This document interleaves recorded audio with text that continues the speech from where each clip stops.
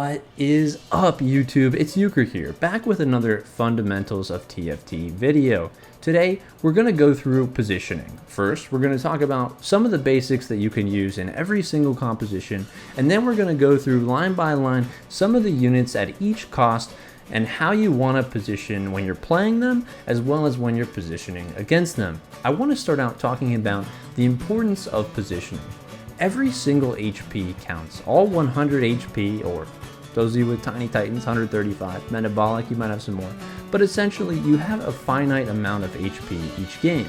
Every single unit on your opponent's boards that you lose by costs you 2 of that extremely valuable HP bar. If you can position so that in a fight that you might have lost by 4 units with worse positioning, instead you can lose by 2 units, you've essentially saved yourself 4 HP.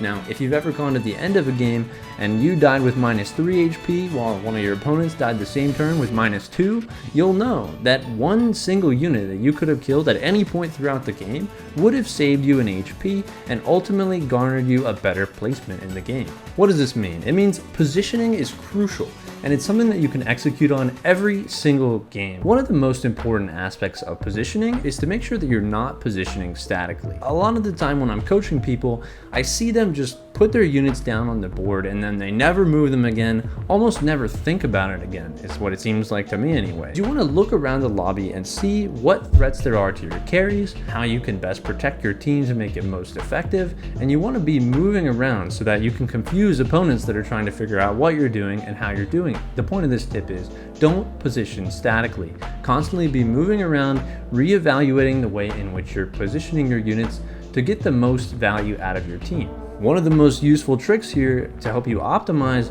is looking at which opponents you're going to fight, what their board does, and how their units are going to act within the fight once it starts. There's a super useful tool that Riot just added into the game in set 6.5, which shows you the 3 opponents that you could fight at any one time over on the right. Thank you, Mortdog. Don't have to use these third-party extensions anymore, and we can still get that information without having to manually track it yourself. This means that every single time you're going to know the 3 opponents that you could potentially fight, and you just click on over on the right, or you can use Q and R hotkeys to scout around and see where your opponents are positioned and what compositions they're playing. Honestly, if that's the only thing that you take away from this video, to use your brain, think a little bit, look around and see what's happening in the game, that's perfectly fine. That'll probably help you improve. And I notice times where I'm not paying attention or I'm not maximally focused on the game, and I miss out on those little advantages that you can get in each and every game, each and every fight, to improve your chances of winning the game. There are a few things that you can do though that don't even require you to scout around, even if you're only looking at your board and that's all the information that you have. It's important to make sure all your units can do something in the fight without having an extensive period to walk up or need to move around in some funky manner in order to do what they need to do in the fight. You need to make sure that your melee units are able to contact an enemy unit or come in auto attack range of an enemy unit without walking too far. Say that you have a unit that's 1 range, but you position it in the back line without a good reason to do so, it has to walk all the way up to the front line. That could be as far as 4 hexes on the board. That could take a few seconds of time for your unit to walk all the way from the back line to the front line, and that's a few seconds that your unit isn't doing auto attack damage to the enemy, it's not tanking anything from the enemy, it's not generating mana to cast its ultimate, and it's honestly just wasting a lot of time and effectiveness that you could be getting out of your team. If you position your melee units where they're going to be able to do something quickly, that's generally going to get you a better result. There are some niche cases where maybe you want to put a melee unit to get Blitzcrank hooked, or you want to defend against some other threat from your opponent. Maybe they have assassins that you might want to put a melee unit in the back line, but generally you want to put melee units where they're going to be able to reach the front line. It also means ensuring that you don't have too many melee units stacked up in a way that they all need to walk in the exact same direction. If you put 3 of your units in a triangle so that you have like a frontline unit or a melee unit, another melee unit, and then a 3rd melee unit right behind those 2 where there's no room in between, the melee unit in the back is going to have to walk all the way around. Now that we've talked about making sure all of your units can do something, ensure your main tank is taking damage but isn't going to get one-shot. If you position one unit solo in the front line and it doesn't have a lot of tank items like maybe a stone plate or a bramble vest, a declaw, it might not live long enough to really tank damage. It might not even be able to get its ult off. If you're in a scenario like that where it's really important that your unit casts, or that, make sure that it's not solo frontlining and instantly dying before it's able to ult.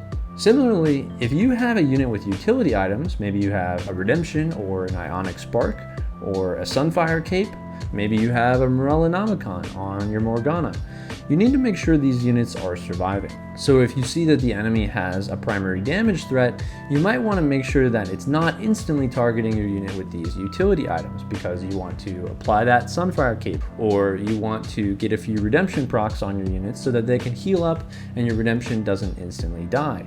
If the unit that you have these utility items on instantly gets one shot, it's almost like you don't have items, because those items just instantly disappeared as soon as your unit dies. Our final tip before we get into the individual champion tricks is just to talk about protecting your carry. This is especially important if you have a melee carry, but essentially the idea is get your main tank in front of your carry.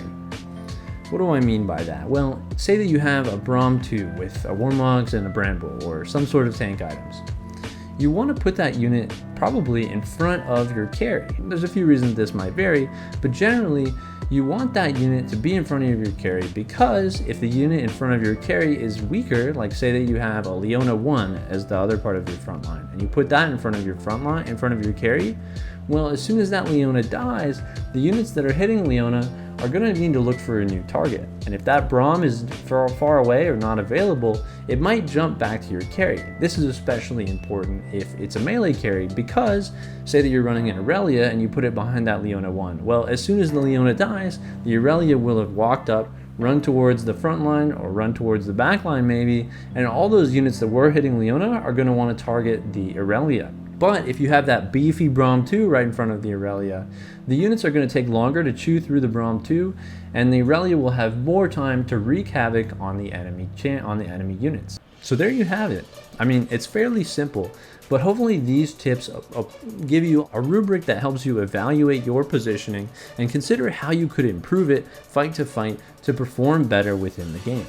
Thank you so much for your reception on the last video covering Econ. I really appreciate all the feedback and the positivity in the comments. I know it took me a long time to release this second video in the Fundamentals of TFT series, but just know that I want to keep pumping these out, and I hope that you enjoyed this one as well. Thanks so much for watching, and good luck on your climb.